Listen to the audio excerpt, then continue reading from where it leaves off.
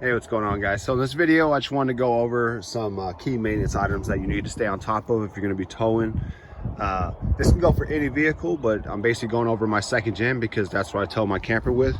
And if you haven't watched these videos before, this camper is 37 feet. It is 10,000 pounds loaded, fully loaded, and the hitch weight's right about 1,000 pounds. So jump right in. The first thing is pretty common sense, and that's going to be to change your oil. If you do have a second gen, they're not very picky on oil. I run Shell Rotella synthetic, either 540 or 1540. I switch back and forth depending on what's going on or what the weather's like or where I'm towing at or where I'm at currently. So usually in Texas, I just go ahead and run 1540, and it's usually on sale at Walmart for about 20 bucks a jug, so it's relatively cheap. The second thing is going to be the fuel filter. So I have a fast fuel pump. The fast 150 is the older style. So to me, the fuel filter on these things is life or death because of the VP44. So what I like to do is I change it every oil change. I change my oil every 6,000 to 8,000 miles, and I just go ahead and do the fuel filter as well. It takes 5 minutes to change the fuel filter, so it's very, very, very easy to do. Number three is something that requires a little more work, but I try to do it once a year, and that's when it comes down to everything underneath. So you can see there's a lot of power steering fluid because I had a leak earlier. But your bushings, so all your bushings underneath, you should have greasable ones, most likely. Go ahead and pump them full of grease. Make sure they stay full. You don't want them to dry out and start wearing out, have premature wear on your ball joints and your tie rod ends and all the other stuff. So try to stay on top of that. That's very important. That goes, like I said, that could be something you check on every time you change the oil and the fuel filter. Then tires. This is something I'm about to do, but I'm a little held up right now because I don't know if I want to go ahead and change out the wheel and tire setup or just go ahead and throw new tires on.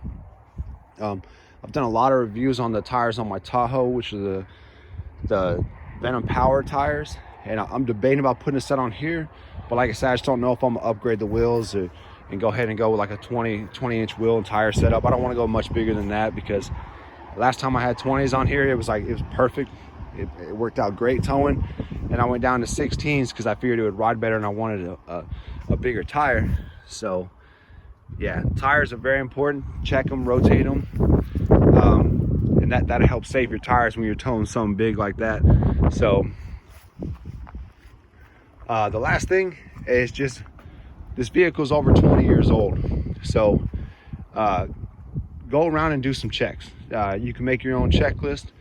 Batteries, don't cheap out on batteries. I just recently had to replace both batteries, and that's because I had a set of Walmarts in here, and I was basically replacing those every year and a half. Like, I'm not sure what the warranty on those is. I think it was a year, but they wouldn't last anything longer than after a year. I was having to jump in and sat for any period of time. So don't cheap out on batteries. I mean, these things use a lot of power, battery power, just to start, when it starts running all the systems and the glow plugs.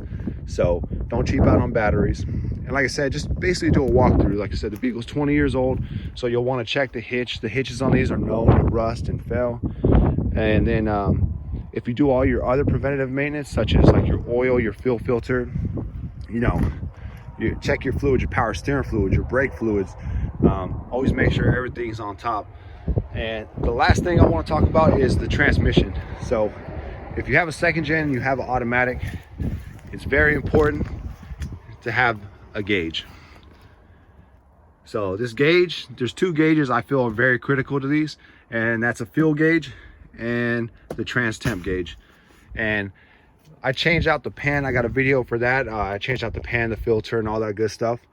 And very important to change the fluid in these. If you want these to last, like I have a built transmission, so anytime my temperature gets too high, and for me too high is anything over 210. So once it gets over 210 and it stays there for a prolonged period of time, which it happened when I was in Dallas, driving through traffic towing this thing, it's easy because I can just drain it and then fill it back up with fresh fluid. And I have done that twice already, just to keep things fresh, because I really don't want to replace this transmission again. And this one's been doing very well for the past couple of years.